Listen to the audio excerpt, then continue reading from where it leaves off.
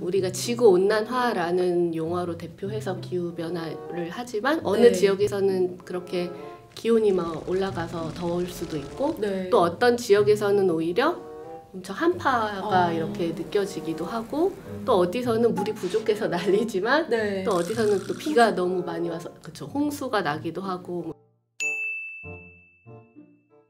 안녕하세요, 보라보라입니다. 오늘은 국립과천과학관에 특별히 와봤는데요. 제 옆에 계신 분은 정원영 연구사님이세요. 네, 자기소개 한번 소개 한번 해주시겠습니까? 네, 안녕하세요. 저는 국립과천과학관의 정원영 연구사입니다. 오늘은 제가 이 과학은 지금이라는 도서를 국립과천과학관의 지음이라고 되어 있더라고요. 네. 그러니까 이 책이 좀 여러 명이서 같이 쓰셨다고 들었는데 네. 네, 소개랑 한번 네. 간단하게 책 소개도 해주시겠어요? 저희 네. 국립과천과학관에는 많은 분야의 과학자들과 뭐 박사님들이 일을 하고 계십니다. 네. 저희가 이제 주로 하는 일은 이제 전시라고 하는 매체를 이용을 해서 여러분들을 만나고 있는데요. 네. 그런 이제 전시라고 하는 것뿐만이 아니라 저희가 좀 더 이제 대중에게 과학을 잘 이렇게 전달하고 네. 저는 과학이 정말 재밌거든요. 어, 재밌으신가요? 조금 어려워요. 재미는 그래서? 있는데 어려워요. 그렇죠. 네. 그런 걸 이제 좀 더 과학에 대해서 장벽을 낮추고 네. 좀 더 친숙하게도 느끼고 네. 나의 삶과 사실 엄청 많은 관련이 있는 거가 과학이잖아요. 그래서 그런 거를 좀 더 어떻게 다가갈까를 생각을 하다가 네. 이제 책이라고 하는 매체를 또 저희가 도전을 해봤습니다. 그래서 책을 통해서 네. 과학의 이제 다양한 분야들을 좀 재밌고 쉽게 여러분들께 전달하고자 했습니다. 아, 감사합니다. 그래서 이 책에 정말 다양한 과학에도 여러 분야가 있잖아요. 정말 다양한 분야가 들어가 있는데 그 중에서도 기후 변화 쪽을 네, 담당하시는 어느 파트를 전문적으로 원래 이제 공부를 네. 하셨는지 연구사님 소개도 한번 해주시겠어요? 네. 저는 이제 지금 환경연구사로 일을 하고 있고요. 네. 제 원래 이제 전공은 지구과학 교육을 전공을 했어요. 네, 아. 그래서 저는 이제 그런 환경 분야 그리고 지구과학 분야를 전공을 해서 네. 이 책에서는 이제 기후와 관련한 부분들을 썼습니다.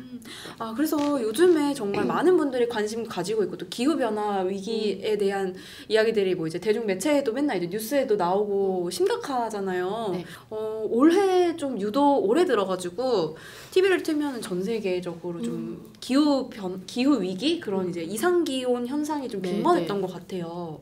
올해 들어서 특히 그랬지만 또 생각해보면 작년에도 뭐 약간 여름인데 너무 덥거나 막 그쵸. 이런 현상들이 있었는데 왜 그런 걸까요? 일단 말씀하신 대로 네. 계속 이상했습니다. 점점 이상해지는 것 같아요. 뭐 이상하다고 점점. 말을 하는 게 사실 어떤 걸 기준으로 하느냐에 따라서 뭐 네. 다른 개념이겠지만 네. 그런데 올해 유난히 사람들이 그걸 잘 인식한 것 같아요. 아, 제 그래요? 생각에 이런 날씨나 기후의 어떤 변화에 대한 뭐 민감도라고 해야 되나? 네. 그게 이전에는 그냥 뭐 그랬겠지? 뭐 아니면 뭐 그래 너희 나라는 이랬구나 뭐 이런다던가 그렇게 생각을 하던 게 이제는 더 이슈화 되기도 하고 그게 이제 우리랑 어떤 관련이 있는지를 이제 좀 더 많은 사람들이 알게 된 게 올해의 좀 특징인 것 같아요. 그래서 기후 자체가 올해가 더 이상하거나 뭐 그랬다기보다는 네. 그걸 그렇게 사람들이 많이 알게 됐다는 생각이 듭니다. 네. 그 뭐 이제 캐나다에 이번에 되게 캐나다도 네, 그렇고 미국도 그렇고 원래 거기가 추운 나라가 네. 근데 되게 폭염이 맞아요. 심했잖아요. 네. 그런 것들은 왜 그런 일들이 있었던 그 거예요? 기후 변화라고 하는 거를 네. 보면 네. 우리가 뭐 이제 현상적으로는 그렇게 날씨가 좀 이상해진다던가 이렇게 나타나지만 사실 전체 지구에서의 뭔가의 시스템이 이제 바뀌고 있다? 뭐 심하게 말하면 위기라고 얘기를 하는 거잖아요. 그게 네. 이제 붕괴될 위기에 처해 있다라고 하는데 그 패턴이 굉장히 다르게 나타나요. 그러니까 우리가 지구온난화라는 용어로 대표해서 기후변화를 하지만 어느 네. 지역에서는 그렇게 기온이 막 올라가서 더울 수도 있고 네. 또 어떤 지역에서는 오히려 엄청 한파가 아. 이렇게 느껴지기도 하고 또 어디서는 물이 부족해서 난리지만 네. 또 어디서는 또 비가 너무 많이 와서 그쵸 홍수가 나기도 하고 뭐 그렇게 전 지역에서 어쨌든 다양한 패턴으로 네. 기후 변화가 나타난다라고 하는 거를 이해를 하시면 좋을 것 같고요. 특히 이제 이런 이상 기후에 대해서 영향을 많이 주는 게 이제 북극이에요. 북극. 아. 북극이 사실 우리랑 되게 상관없는 지역인 것 같잖아요. 그렇긴 하죠. 네. 뭐 생각나는 건 북극곰이 이렇게 네. 콜라. 옷 들고 있고 약간 네, 그런 이미지인데 네. 그래서 우리랑도 별로 상관없을 것 같지만 사실 지구온난화라고 하는 그 기후변화가 가장 먼저 네. 영향을 받는 곳이 북극이고 그리고 가장 취약한 부분이기도 해요. 그런데 거기서부터 시작된 변화가 네. 사실 이런 캐나다나 미국에는 폭염을 여름에 일으키고 우리나라 겨울에는 뭐 한파를 일으키고 북극의 어떤 상공에서의 기류 변화가 네. 이제 점점 뭐 중위도라고 하는 우리가 네. 대부분의 나라들이 살고 있는 그런 지역의 기후까지 영향을 미치거든요. 그래서 북극 상공의 제트 기류라고 하는 네. 뭐 흐름이 있는데 네. 걔가 약해지거나 뭐 아니면 너무 세지거나 하면서 세지면 추위가 밑에까지 내려오는 거고 걔가 약해지면 그 추위가 밑에까지 내려오지 못하니까 네. 상대적으로 더 덥게 더운 이제 기후가 나타나고 뭐 이런 그런 게 교란이 되는 거죠. 그러면 지구 평균 기온을 네. 1.5도 이하를 억제를 하는 네, 거를 목표로 기후 협약 회의들이 진행된다고 들었어요. 근데 이제 1.5도가 되게 큰 거가요? 그게 이제 상승하면 그쵸, 어떤 그쵸. 일들이 벌어지길래 네, 맞아요. 그러는지 궁금해요. 보고서가 이렇게 나와요. 와, 저 볼 수도 없는 1.5도 특별 보고서 이런 게 있습니다. 이거는 저희가 뭐 겨울도 나고 여름도 나는데 맞아요. 그게 그렇게 큰 차이가 있나요? 그렇죠. 우리 뭐 아침 기온, 저녁 기온 일교차만 네. 해도 1도 이상 훨씬 차이가 네. 나잖아요. 온도라고 하는 게 네. 결국은 열 에너지의 어떤 척도인 건데요. 그게 뭐 사람으로 따지면 이제 이 인체의 이만큼의 부피에서의 온도가 변화하는 거고 네. 이 지구 전체 표면적을 생각을 해보면 네. 그 표면적 전체에서 1.5도가 올라간다고 하면 그게 엄청나게 사실은 에너지로 따지면 큰 양인 거죠. 똑같은 1.5도라고 해도 네. 사실 에너지량의 절대값으로 보면은 지구에서의 1.5도 훨씬 이제 큰 거죠. 느낌으로 보면 뭐 얼마 안 되는 것 같지만 체감이 네. 되진 않으니까 잘 모르겠는데 맞아요. 그럼 어떤 변화들이 실제적으로 네, 저희가 네. 느낄 수 있을까요? 그래서 사실 아까 보고서도 말씀을 드렸는데 네. 이 수치적으로 왜 1.5도냐 네. 혹은 뭐 2도 얘기도 아마 들어보셨을 네. 텐데 그 수치는 이제 IPCC라고 하는 기후변화 관련한 큰 단체가 있어요. 네. 네. 거기에서 이제 네. 이런 특별 보고서를 발간을 매번 하거든요. 근데 네. 우리가 지금의 시나리오에서 보면은 1.5도라고 하는 게 거의 임계점의 수치다라고 보고서에서 발표를 했어요. 그럼 이제 1.5도가 올라가면 이제 정말 끝낼 수 있다. 그쵸. 사실은 그게 네. 2도인 거고, 네. 2도가 이상이 넘어가면 이제 정말로 그때는 돌아올 수 없는 네, 강의. 어떻게 될지 모르겠는 거야. 예측조차도 불가능한 아, 그 전에 어쨌든 우리가 노력을 해서 1.5도 정도로 막자. 이때까지는 우리가 어느 정도 예측 가능한 시나리오를 가지고 네. 대응하려는 목표가 이제 1.5도인 거예요. 사실 제가 태어났을 때부터도 어렸을 때부터도 계속 이제 기후 변화는 중요하다, 환경 보호를 해야 된다라고 배우면서 살아왔지만 크게 느껴지는 변화는 없었는데 이제 앞으로 1.5도가 올라갔을 때 진짜 어떤 일이 벌어지게 될까요, 우리한테? 그렇죠. 제일 기후에서 많이 나오는 게 1도가 상승을 했을 때 네. 우리 대기에서 이제 수증기 먹을 수 있는 수증기량이 한 4에서 7% 정도까지 올라간다고 하거든요. 그래서 그렇게 막 비가 생각지 못하게 막 많이 내리기도 하고 우리도 장마 기간이 사실 길어지기도 네. 하고 뭐 이런 게 생기잖아요. 그래서 뭐 물 같으면은 예를 들어서 뭐 여기는 2도 기준으로 나오는데 네. 물을 우리가 구할 수 있는 게 굉장히 중요한데 네, 그 그렇죠. 물을 부족한 상황을 겪는 게 뭐 20에서 30%가 늘어날 것이다. 관련해서 음식에 관련해서는 이제 강수량이 결국엔 식량 생산량과 되게 네. 밀접하게 또 관계가 되는데 농산물 같은 거 네. 특히. 그런 강수량이 변하면 네. 이제 식량 생산의 변화가 생기는 거죠. 그리고 그래서 또 이제 막 뭐 그 농산물 값이 막 치솟거나 뭐 그럴 수 구할 있죠. 수가 네, 없어지거나 네, 이렇게. 우리도 지금 뭐 그렇잖아요. 무슨 채소 가격 같은 거 맞아요. 갑자기 날씨에 네. 따라서 바뀌고 그런 이제 식량 문제가 이렇게 나오기도 하고요. 네네. 그다음에 우리 지금 코로나 바이러스 때문에 엄청 네. 전 세계적으로 지금 힘들고 있는데 네. 그런 이제 감염병의 문제도 더 높아지거든요. 그러니까 바이러스가 막 신종 바이러스가 나타날 수도 있나요? 네, 그럴 수도 있고 네. 인간의 이제 건강에서의 취약함도 생기는 거죠. 그러니까 뭐 저렇게 폭염 같은 걸로도 사실 네네. 노인이나 이렇게 좀 맞아요. 취약하신 분들은 이제 뭐 돌아가시기도 하고 사망하기도 하고. 그런 문제가 생기기도 해서 이제 건강과 관련해서 뭐 1도만 올라도 30만 명이 더 사망 확률이 높아지고 이런 수치적으로 이제 그런 것들이 쭉 나와 있기도 하고요. 네네. 그다음에 생태계와 관련해서 이제 멸종 위기라는 표현을 많이 하는데 네. 그런 생물 종들도 20에서 30% 정도 네네. 이제 멸종 위기에 처하게 된다. 기후 변화 협약들이 이제 이런 회의도 하고 네. 또 이제 대책을 세우고 하잖아요. 그럼 어떤 식의 이제 해결 과제들을 가져가면서 어떻게 대책을 세우고 있는지 네. 궁금합니다. 그게 이제 2015년 파리 기후 협약이 네. 촉발시킨 거죠.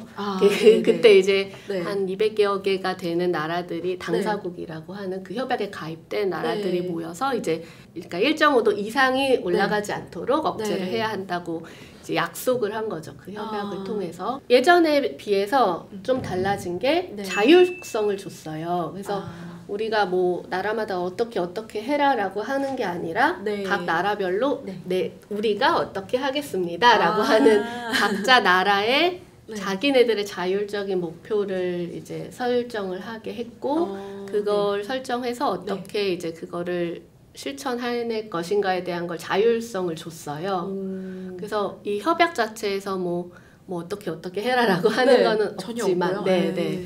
그래서 우리나라도 거기에 포함이 되어 있기 때문에 우리나라의 상황에 맞는 목표를 세우고 네. 그거에 맞는 이제 방법들을 찾아 나가는 과정이에요. 어떻게 보면 협약 자체가 이제 뭐 가이드가 되는 게 아니라 이제 우리가 해야 될 과제가 되는 맞아요, 느낌이네요. 맞아요. 네.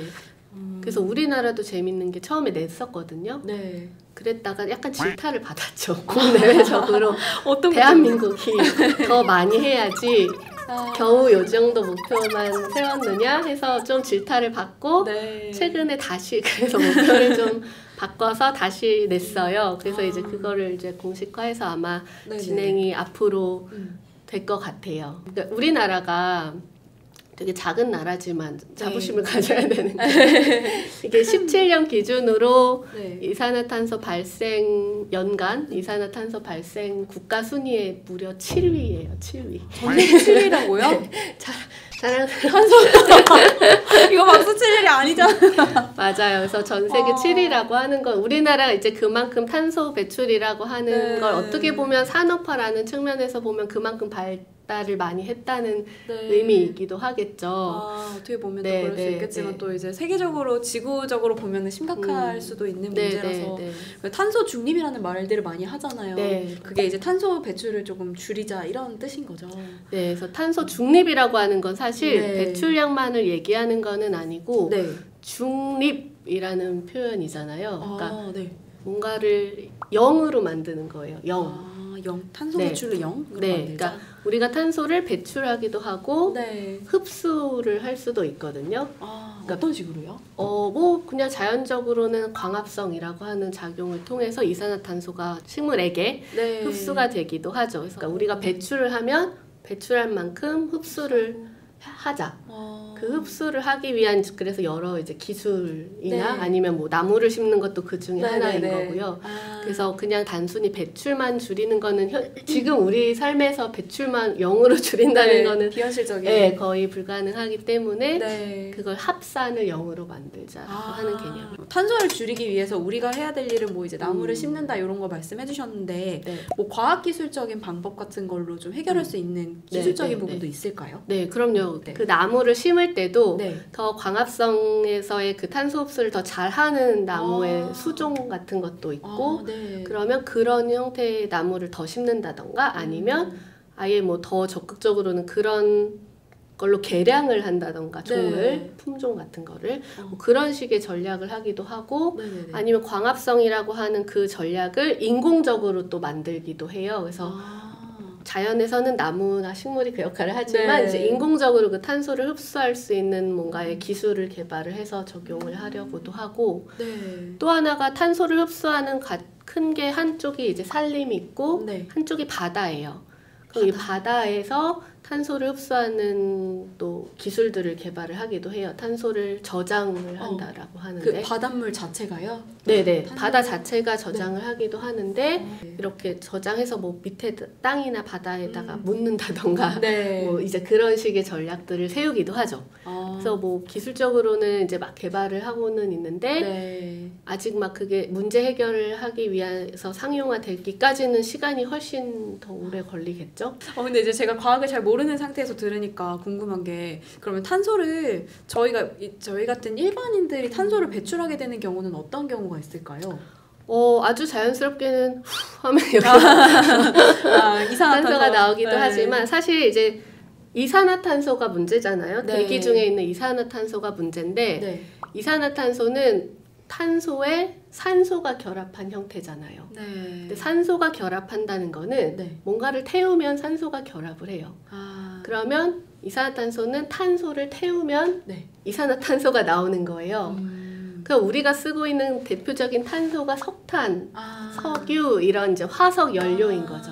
그래서 대표적으로 그 화석 연료를 연소하는 게 그냥 직접적으로 우리가 연소하는 건 이제 네. 뭐 교통수단이나 이런 네. 거에서 사용을 하지만 사실 시스템적으로는 우리가 쓰는 전기를 쓰기 위해서도 우리가 이제 발전소를 네. 거치잖아요. 그래서 석탄 발전소를 줄이자고 얘기가 나오는 게 네. 이제 그런 이야기이죠. 그럼 이제 듣다 보니까 되게 조금 마음이 착잡해지기도 하고 해야 될 과제들이 많아지는 기분이 들어요. 이게 개개인들도 다 실천을 해야 될 것 같고 말씀하셨듯이 이제 뭐 기업이나 나라 국제적으로도 모두가 이제 노력해야 될 타이밍인 것 같습니다.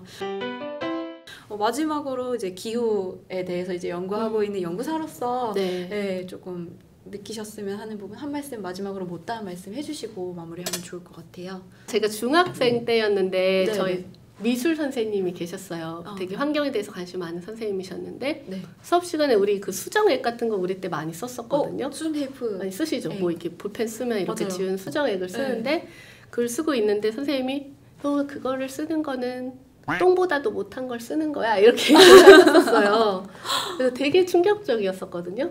아니 내가 이거 그냥 수정액을 쓰는데 그 똥이라고 하는 거에 왜 비견돼 그런 건가라는 게 되게 당시에 여중생의 그 왜 그러셨을까요? 저도 맨날 쓰는데 충격적이었었는데 그쵸? 근데 이제 환경 얘기를 하신 거예요. 그러니까 똥이라고 하는 되게 생태적인 막 그런 거에 비해서 이게 되게 인공적이고 화학 물질도 많이 쓰고 이러면서 이제 그런 얘기를 하시려고 하셨던 말씀인데 되게 인상적이었었거든요. 똥은 사실 환경에 좋죠.